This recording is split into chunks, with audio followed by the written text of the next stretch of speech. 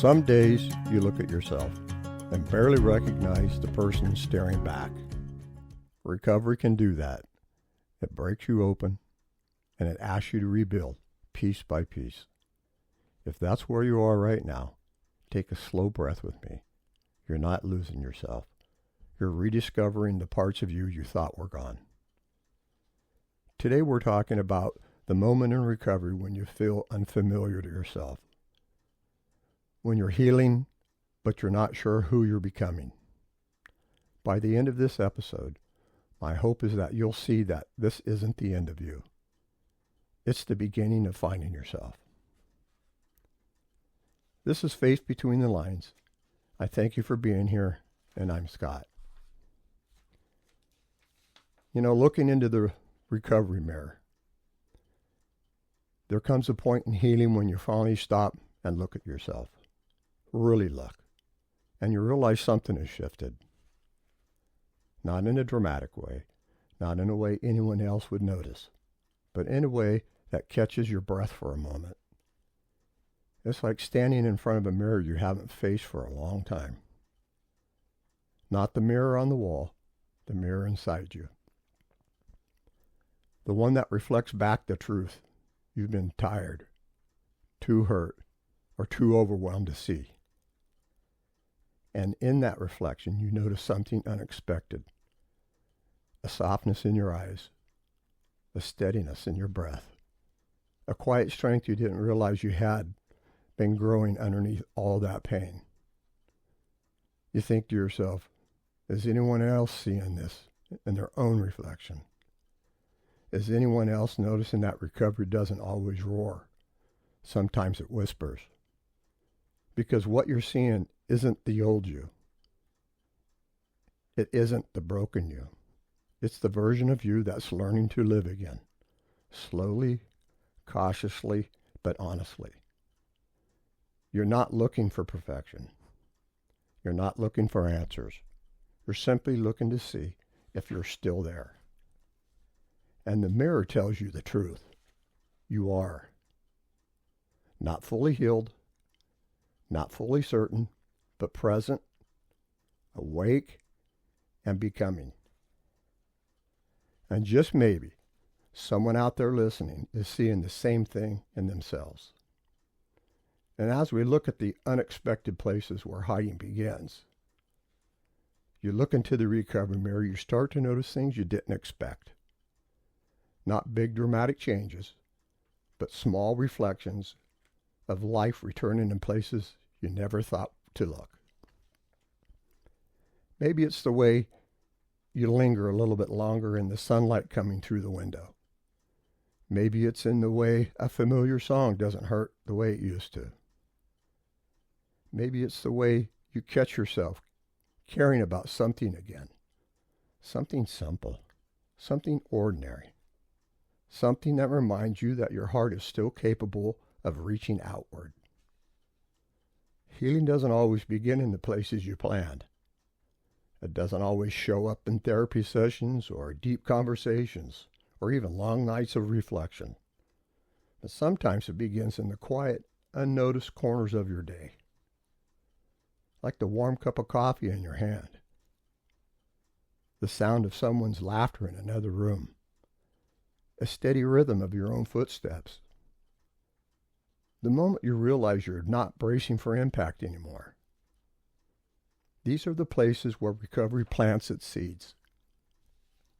Not in the dramatic moments, but in the gentle ones. The ones that whisper, you're still alive. You're still capable of feeling. You're still becoming. And as you notice these small reflections, you might wonder if anyone else is seeing the same thing in their own mirror. If anyone else is discovering that healing doesn't always shout. Sometimes it simply shows up in the quiet places where your soul is finally ready to listen. It's meeting the parts of yourself you forgot. When you keep looking into that recovery mirror, something surprisingly begins to happen. You don't just see the pain you've carried. You don't just see the exhaustion or the grief of the days you barely made it through. You start to see the pieces of yourself you thought were gone. A spark of curiosity, a hint of courage, a softness that grief didn't destroy, it only buried for a while. A strength that doesn't look like toughness, but like endurance, like staying, like choosing to keep breathing, even when it hurts. These parts of you were never lost. They were just waiting for the moment when your heart had enough space to notice them again. Waiting for the moment when the fog lifted just enough for you to see your own reflection clearly. Waiting for the moment when you were ready to believe that healing was possible. And as soon as you see these pieces returning, you might wonder if anyone else out there is noticing the same thing. If anyone else is discovering that recovery isn't just about getting back to who you were, it's about uncovering who you have always been beneath the weight of everything that you've carried. You're not rebuilding the old you. You're rediscovering the true you, the one grief tried to silence, but couldn't. And that rediscovery, that quiet recognition, is one of the most sacred parts of healing. Allow the joy without the guilt. There's a moment in recovery when the mirror shows you something you didn't expect to see again. A flicker of joy. It might be small, almost shy. A smile you didn't plan. A moment of peace that catches you off guard. A laugh that escapes before you can stop it. And the first instinct for you, as so many of us, is to pull back, to feel guilty, to wonder if joy means forgetting or moving on too quickly or leaving something behind. But the mirror doesn't lie. It reflects the truth you've been afraid to believe, that joy and grief can live in the same heart without canceling each other out. Joy doesn't erase your love. It doesn't diminish your loss. It doesn't rewrite your story. Joy is simply the soul remembering how to breathe. It's the heart stretching toward life again, not because the pain is gone, but because you've carried it long enough to make room for something else beside it. And when you see that joy in your reflection, that tiny spark returning, you might wonder if anyone else out there is seeing the same thing in their own mirror. If anyone else is learning that joy is not a betrayal. It's permission. Permission to keep living. Permission to keep growing. Permission to let the light in, even if it's only a little bit and slowly. You don't have to force it. You don't have to chase it. You only have to allow it. Gently, cautiously, and honestly. Because joy is not the end of grief. It's the companion that walks beside it, reminding you that your heart is still capable of opening. And that opening, that soft, brave opening, is part of your healing. I would like to share with you a moment of reflection. This is a poem that I wrote called "The Mirror Remembers Me." I stood before the mirror, not sure who'd I'd see.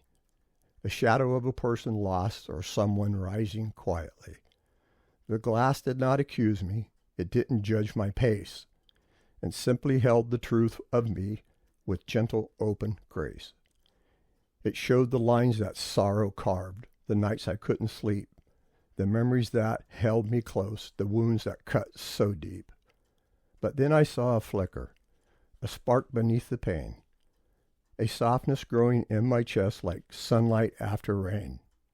I saw a strength I didn't claim, a hope I didn't choose, a steady heart that learned to beat through everything I'd lose. The mirror whispered softly, "You're more than just you've been. Recovery is not going back, it's learning life again." And in that quiet moment, I felt my spirit rise. I saw that me becoming reflected in my eyes. So if you stand there trembling, unsure of who you'll be, just know the mirror's patient and is still remembering you, even when you can't quite see. As I begin to close this episode, I want you to look into the mirror of your own healing and see more than the pain you've carried. May you notice the quiet strength returning, the softness rising, the courage you didn't know you had still alive in you. And may you trust the small signs of recovery, even the ones that feel too fragile to name. May you believe that that spark you see in your reflection is real, is growing, and is yours. May you release the guilt that trims the day out of the light. Joy is not forgetting. Joy is remembering that your heart was made for more than sorrow. And may you walk forward with a gentle confidence, knowing that every step you take is guided by the love that you've carried, the lessons that you've learned, and the person you are slowly becoming. You are not lost. You are rediscovering yourself, and that rediscovery is holy. It remembers the version of me that I thought I lost and whispers, "You're still there." And maybe that's what recovery is. Not becoming someone new, but remembering that that person I was always meant to be. This arc in my podcast is a journey through the quiet, sacred work of becoming yourself again. Each episode explores a different part of healing.